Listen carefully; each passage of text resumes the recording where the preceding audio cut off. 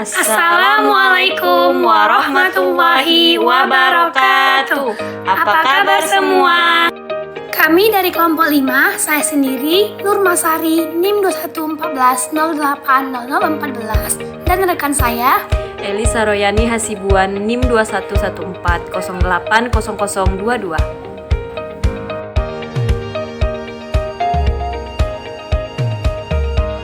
Di sini kami akan membahas mengenai termodinamika dalam biologi.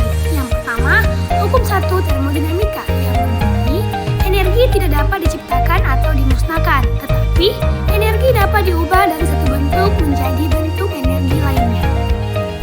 Sekarang, kami akan menjelaskan tentang hukum 1 termodinamika dalam sistem biologi, yakni yang mengenai konservasi energi. Mari sama-sama kita saksikan ilustrasi berikut ini.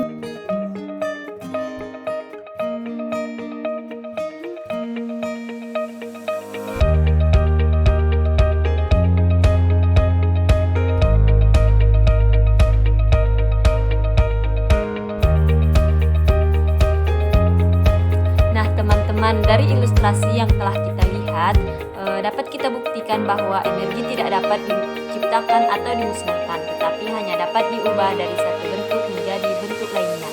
Dalam ilustrasi tersebut, laki-laki itu memperoleh energi dengan memakan buah dari pohon, sementara pohon memperoleh energi dari cahaya matahari. Sekarang, mari kita pelajari lebih lanjut tentang bagaimana tumbuhan membuat makanannya sendiri dari proses fotosintesis. Mari kita perhatikan sama-sama ilustrasi berikut ini.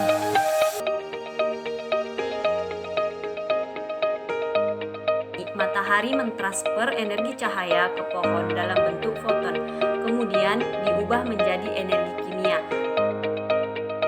Energi yang diubah digunakan oleh pohon untuk membuat makanan sendiri melalui proses fotosintesis.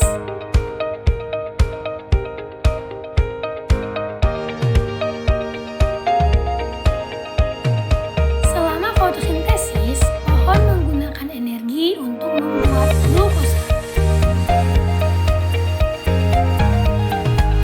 Proses endergonik, di mana proses endergonik ini adalah reaksi yang membutuhkan energi yang terjadi pada anabolisme. Saat kita memakan buah-buahan, pati yang disimpan di dalamnya akan terurai menjadi glukosa sebagai struktur sederhana dari pati. Glukosa tersebut kemudian dipecah menjadi energi dalam bentuk ATP yang dapat digunakan oleh tubuh. Itu merupakan proses pelepasan energi yang mana disebut dengan proses eksergonik. Proses eksergonik merupakan reaksi yang membebaskan energi yang terjadi pada katabolisme. Cahaya matahari yang mengenai tumbuhan akan diserap oleh klorofil dan dirubah menjadi glukosa. Saat kita memakan buah-buahan, maka pati yang disimpan di dalamnya akan terurai menjadi glukosa. Kemudian dipecah menjadi energi dalam bentuk ATP.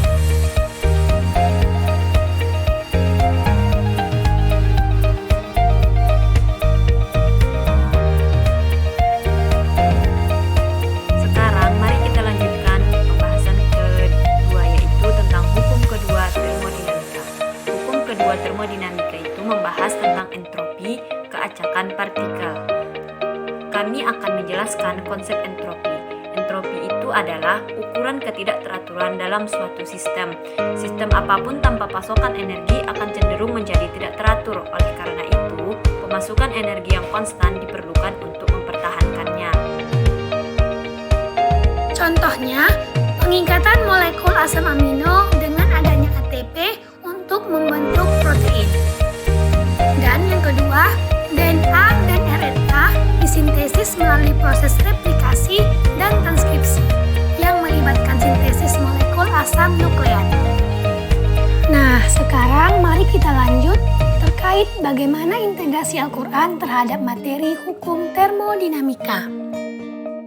Integrasi ayat Al-Quran dengan hukum pertama termodinamika, yakni pada Quran Surah At-Tur ayat 35, yang artinya, apakah mereka diciptakan tanpa sesuatu pun, ataukah mereka yang menciptakan diri mereka sendiri? Penjelasannya bahwa manusia tidak dapat menciptakan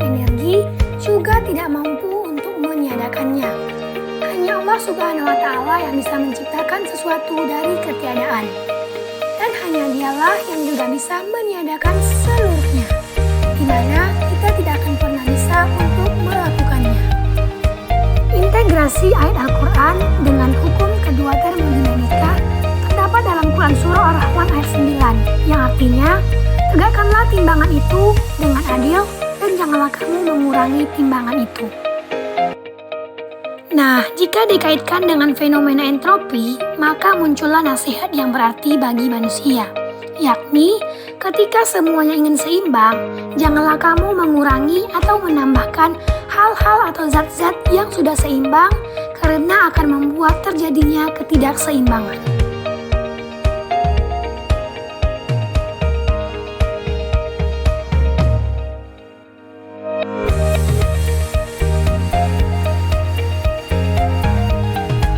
Sekian video kami, semoga bermanfaat. Wassalamualaikum